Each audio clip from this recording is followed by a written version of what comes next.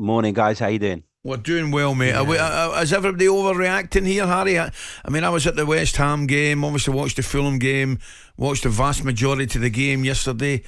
I mean, clearly, we'll move on to the Saka thing and get your views on that. But I mean, the missing an out-and-out goal scorer for me is never been more evident. Yeah, I think people are right to be concerned about the fact that Arsenal just can't put their chances away.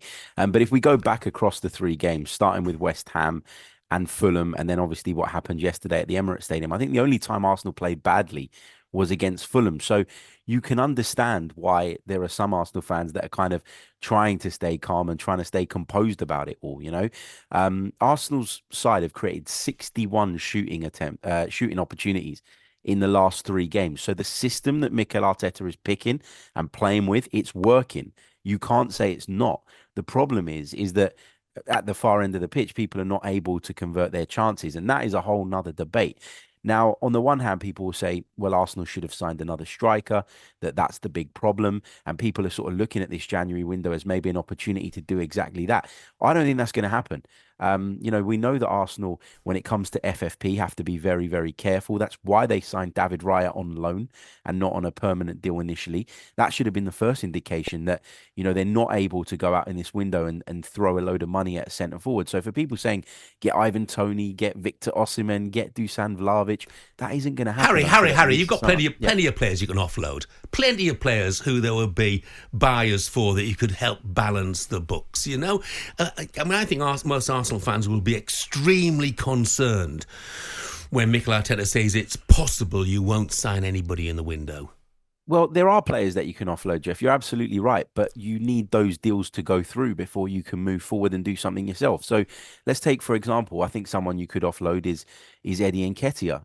We've heard that Crystal Palace have got an interest in him. But until Crystal Palace actually come and make a firm offer, until that gets accepted by Arsenal, until Eddie Nketiah agrees terms, then that deal wouldn't happen. The same with Emile Smith-Rowe. We're very early on in the window. And what you tend to find, particularly in January windows, is that the majority of the business happens at the end of the window.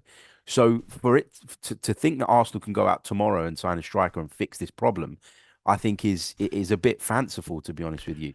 I take your point, Harry. Absolutely, financial FFP is massive now, and they've got to be very, very careful. However, if you're an Arsenal fan, are you not watching your season disappear in front of your very eyes? Yeah, of course. Of course there's concern. Nobody's saying that there isn't concern.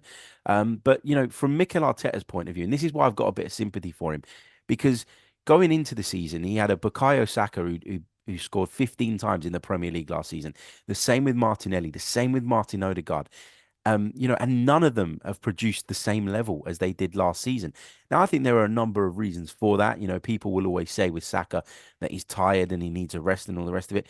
Yesterday he had opportunities and he couldn't take them.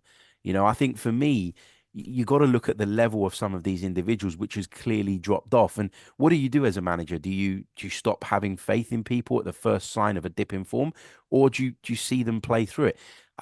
You look at the options that are out there in terms of who Arsenal could bring in. The financial factor is a big factor. People don't want to talk about it and people don't want to hear it because they'll say it's an excuse. But at the end of the day, if you can't go and make one of those deals happen, what do? You persist with what you've got. And if the system is doing what it's supposed to, which is creating chances and limiting the opposition to very little, generally speaking, then you've got to just focus on building back the confidence up of those individuals and hoping that they come good. Well, maybe, Harry, they shouldn't have gone out and spent so much on Kai Havertz, and then they would be able to afford a striker right now. What about Alan Pardew saying, would you like to see Saka benched? What do you think on that? I think Saka does need a breather and he needs to be, not so heavily relied upon. But again, that comes down to having, someone that can come into the side and produce a similar level. And unfortunately, on the right side, Arsenal don't have that. On the left, that you've got Trossard that can come in, you've got Nelson that can come in. Whenever those two have tried to play on the right-hand side, it's not been quite as effective. Yeah, I'd like to see Bukayo Saka get a rest. But then just circling back to Kai Havertz very quickly, I feel like him and David Raya are always the two that people go to when it's not going well for Arsenal. I think, Kai Havertz's movement yesterday was very, very good. And I think Arsenal created a lot of chances because of the way he played the centre forward role.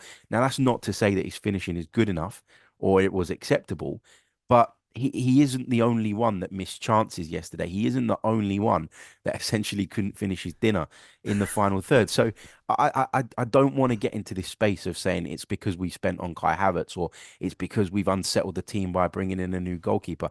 I want the analysis to be true to what we're seeing on the pitch. And I'm not saying that this is of you guys, but I feel like generally a lot of the analysis around Arsenal is lazy because it's always, well, let's point at this player, let's point at that player. And that's not the case. If you're watching the games in full week in, week out, you'll see that there's a host of players that aren't taking their chances, that aren't performing at the level they were last season. And that's why I think it's such a big problem for Arteta right now. Harry, we could talk about this all morning. Honestly, we could. But we've got to leave it there. Look, thanks very much indeed. Thanks, Harry. Cheers, Harry. Thanks for your time, mate. talkSPORT Breakfast, waking you up Monday to Friday morning from 6 a.m. on AM, on DAB, via the talkSPORT app and on your smart speaker. talkSPORT.